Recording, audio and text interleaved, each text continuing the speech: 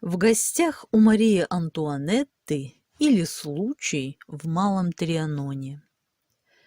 Мария Антуанетта была очень молода, когда стала королевой.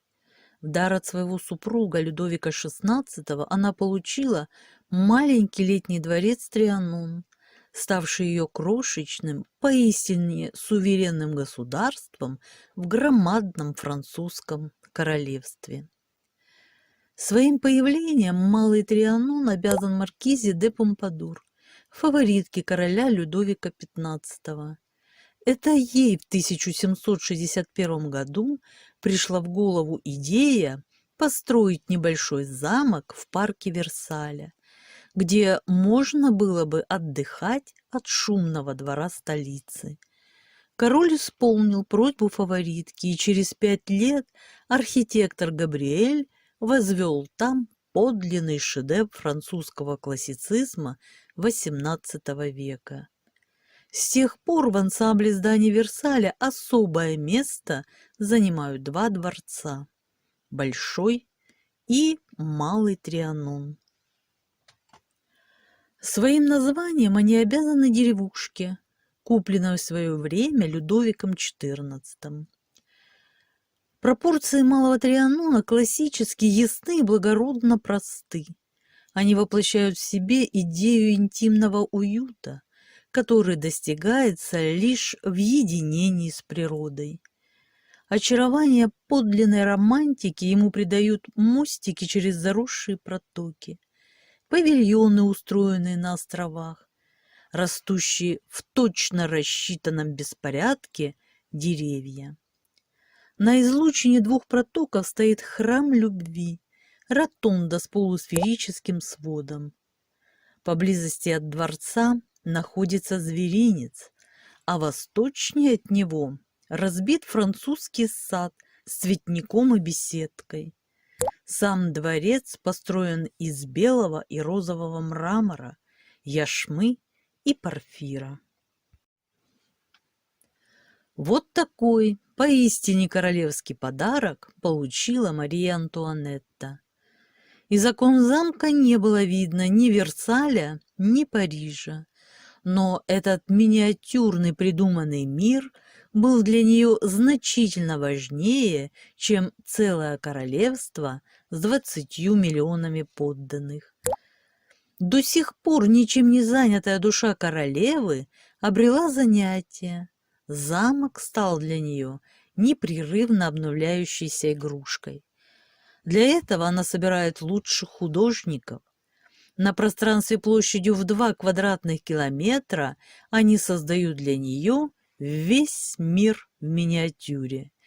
Греческие храмы, восточный ландшафт, голландскую ветряную мельницу и римские руины. Все искусственное, но производящее впечатление настоящего. Для придания пущей правдоподобности в замке появляются статисты, крестьяне и крестьянки, которые занимаются различными сельскохозяйственными работами. На полях трудятся настоящие пахари, косари и жнецы. Пастухи пасут скот, а крестьянки варят сыр и доят коров.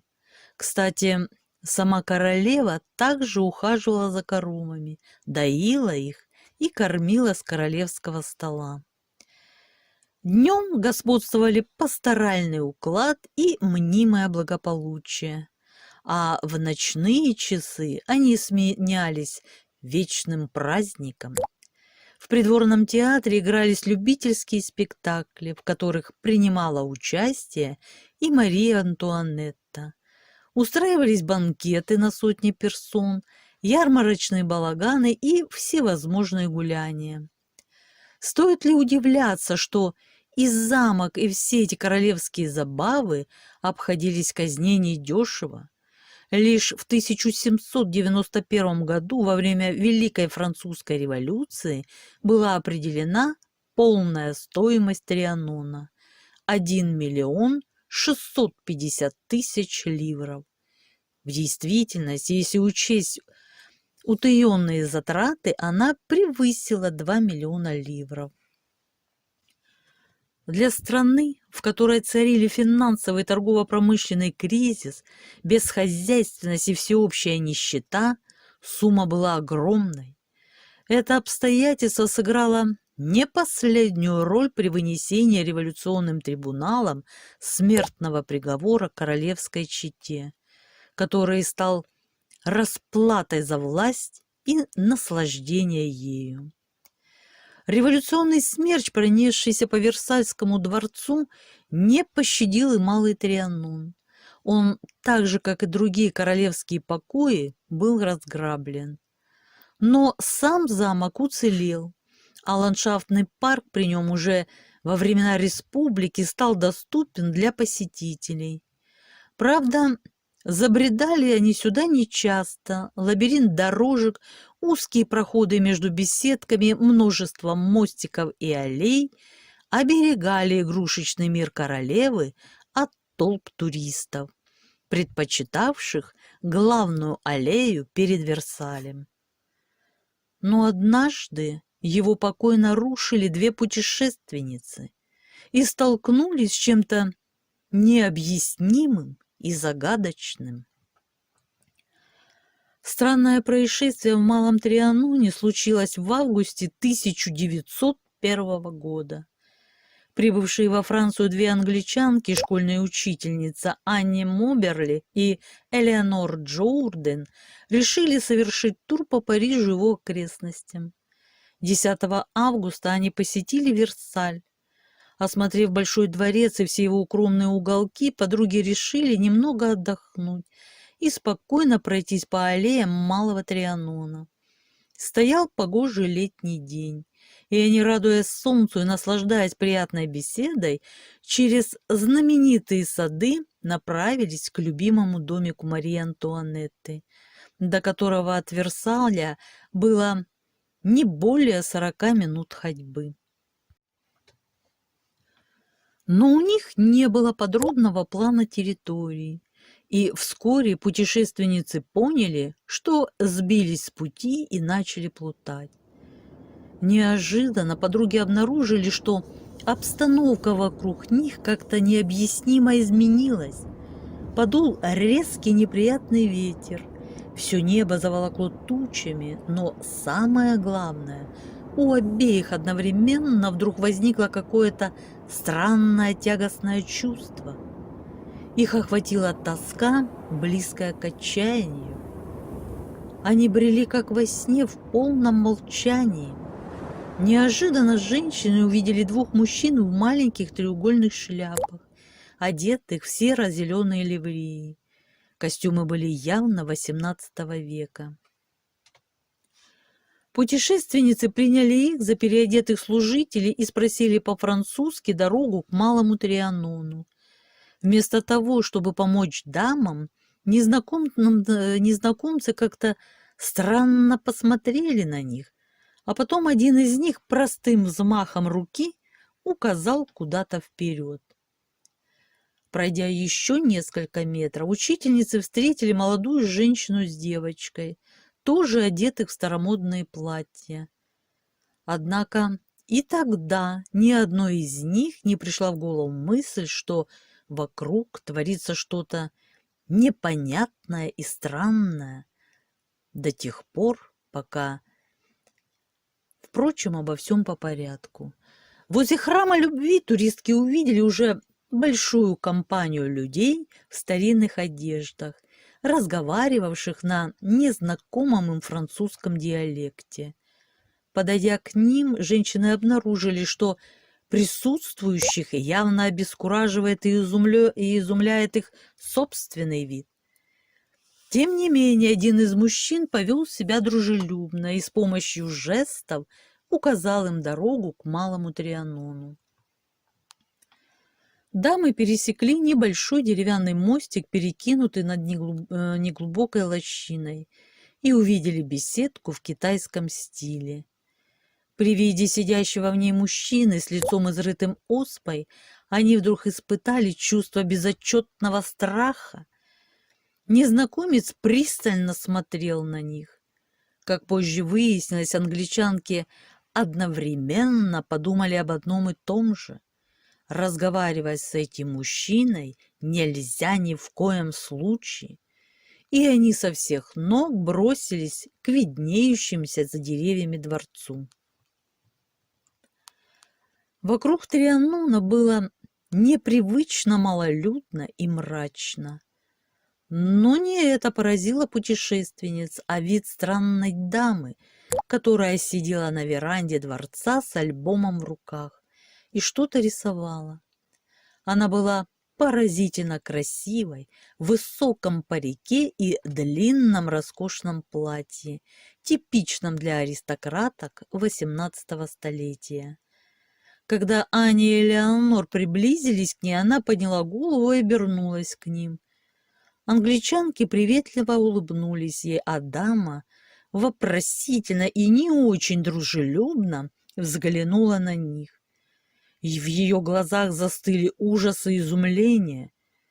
В этот момент мимо пробежал слуга, крикнув туристкам, что вход во дворец с другой стороны.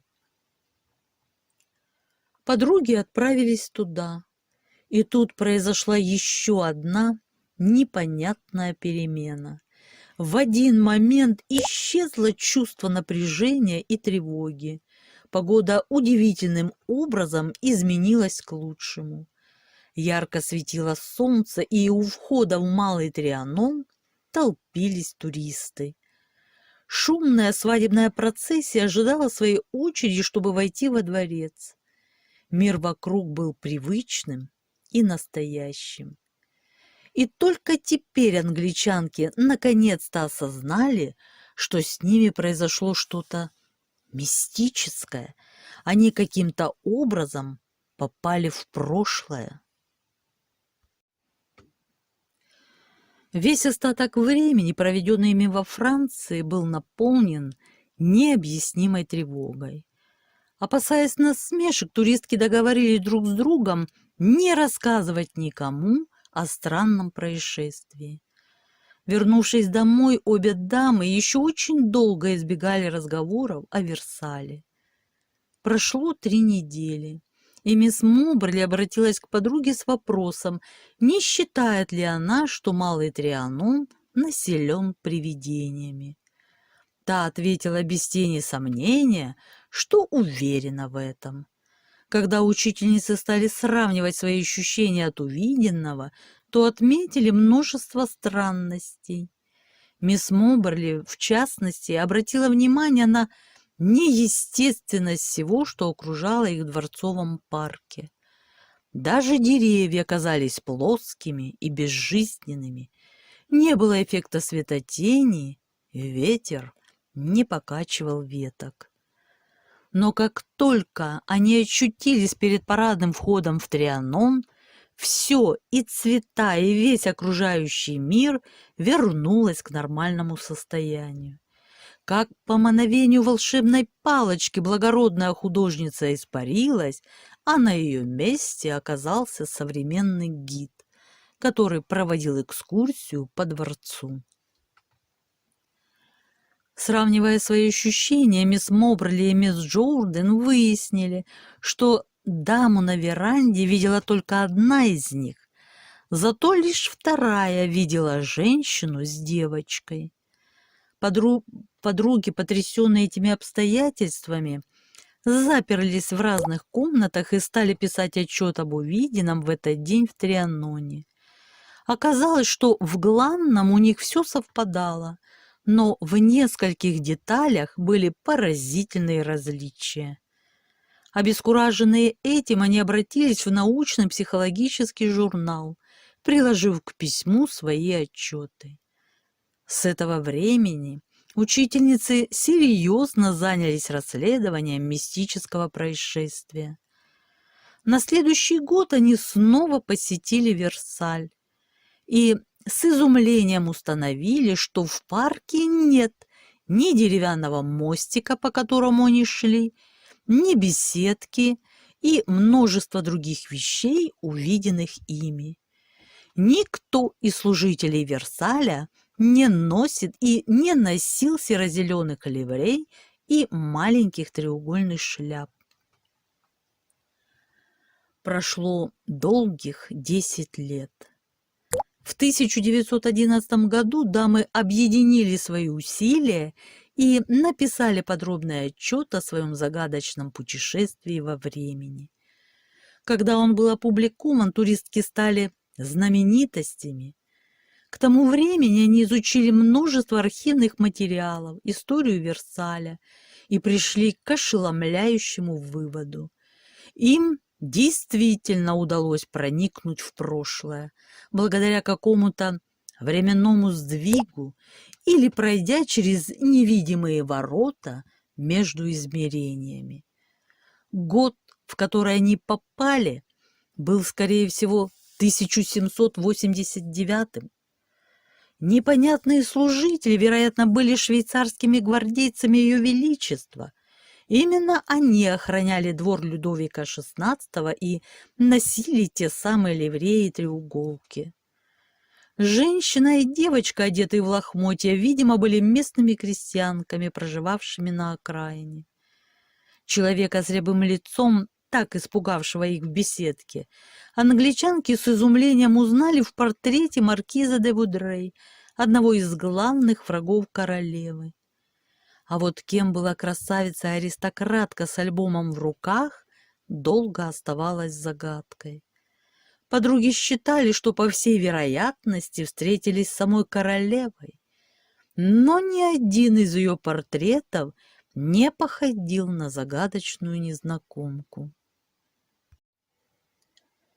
И лишь спустя много лет, совершенно случайно увидев портрет Марии Антуанетты кисти Вермеера, они нашли подтверждение своей догадки. Сходство было поразительным. Множество скептиков потешались над учительницами, заявляя о том, что все написанное ими – выдумки, сочиненные из корыстных побуждений. В качестве одного из аргументов они указывали на то, что ни в одном из доступных источников по истории дворца в XVIII веке не упоминалось о деревянном мостике, перекинутом над оврагом. Однако в 1920-х годах в заложенной кирпичами каминной трубе старого дома была найдена копия плана дворца, сделанная его архитектором. На ней такой мостик значился. Этот факт прибавил доверия к рассказам мисс Моберли и мисс Джордан, но все же ничего доказать ученым мужам они так и не смогли. Зато издали книгу, в которой описали свое приключение, поместили отчеты по горячим следам и многочисленные материалы, найденные ими в ходе расследования. Происшествие в Малом Трианоне остается, возможно, самым известным примером того, как перед глазами человека 20-го столетия вдруг прошли как живые сцены прошлого. Но оно далеко не единственное. Совсем недавно работники французского метро выловили странного незнакомца. По туннелю бесцельно брел мужчина, одетый в старинный костюм. К счастью, он попал на тупиковую ветку, по которой в то время не ходили поезда. Очевидцы так описали этого загадочного пришельца. Склоченные волосы, блуждающий взгляд, на боку шпага. Можно подумать, с маскарада сбежал. Но вид у бедняги был очень больной. Незнакомец не отвечал на вопросы и вообще как будто не понимал, о чем его спрашивают. Он был доставлен в клинику. Врачи квалифицировали его состояние как стойкую амнезию. Один из психиатров выдвинул версию. Не исключено, что личность пациента стерлась под воздействием какого-то сильного шока. Он забыл все: свое имя, прошлое, язык, даже простейшие бытовые навыки. Это младенец в теле взрослого человека. Он заново учится говорить и пользоваться ложкой.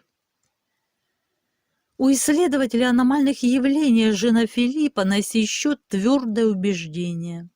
Что касается шока, конечно, незнакомец испытал сильнейший стресс, когда перенесся во времени на несколько столетий вперед.